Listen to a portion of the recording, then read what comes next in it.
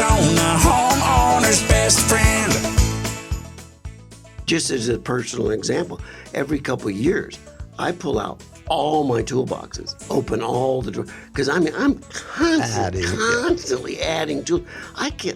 If I had a loss in my garage and I had to replace every tool, I couldn't even begin to start a list. Yeah. There would be nearly all inclusive of what's there. So every couple of years, I just put them all out on the garage floor, the rolling tower.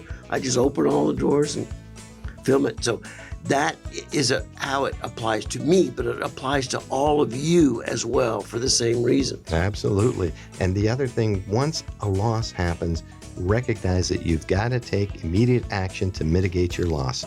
And so you need to be proactive in that.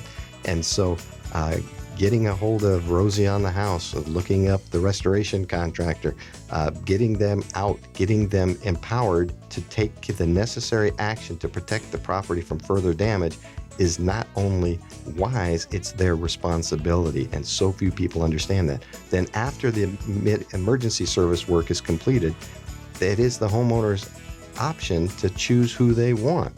And so now you've got a little more time. Talk with that company that came out that did the work. Are they going to be a good fit for you?